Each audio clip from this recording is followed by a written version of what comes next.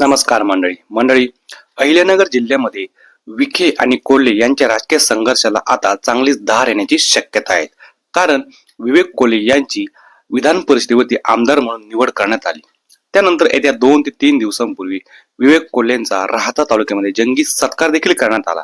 मात्र या सत्काराला भाजपमधील विखे विरोधक नव्हे तर महाविकास आघाडीचे नेते, मनसेचे स्थानिक कार्यकर्ते मोठ्या व हजारो संख्येने उपस्थित होते. यावेळी या कार्यक्रमाला अनेक नेत्यांची व विवेक कोल्हेंची देखील भाषणं झाली. त्यावेळी महाविकास आघाडीचे काही नेते यांनी नाव न घेता राधाकृष्ण विखे पाटील यांच्यावरती जोरदार निशाणा साधला.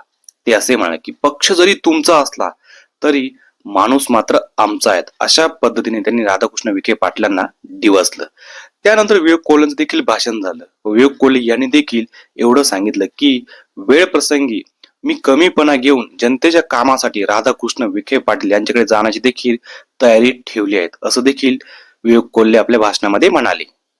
तर विवेक कोल्हे हे स्वर्गवासी शंकरराव कोल्हे यांचे नातू व बिपिन दादा कोल्हे व स्नेहलता बिपिन कोल्हे यांची चिरंजीव. विवेक कोल्हे यांचे प्राथमिक शिक्षण जे झाले ते अहिल्यानगर जिल्ह्यामध्ये झाले. मात्र नंतर त्यांनी अभियांत्रिकीचे शिक्षण घेतले ते पुण्यामध्ये घेतले. त्यानंतर विवेक कोल्हे हे राजकारणामध्ये चांगले सक्रिय झाले. घरामध्ये पहिल्यापासून राजकारणाची आवड होती, त्यामुळे त्यांच्यावरती देखील तोच प्रभाव पडला. त्यानंतर 2017 मध्ये त्यांचा संजीवनी साखर कारखान्याच्या संचालकपदी देखील निवड करण्यात आली आणि त्यानंतर ते राजकारणामध्ये चांगलेच अग्रेसर झाले. तर अशा पद्धतीने त्यांचा राजकीय वारसा ते पुढे नेण्याचं काम आता करत आहेत. तर आपल्याला व्हिडिओ कशी वाटली आम्हाला नक्की कमेंटच्या माध्यमातून सांगा. आवडल्यास लाईक आणि शेअर करायला सुद्धा अजिबात विसरू नका. धन्यवाद.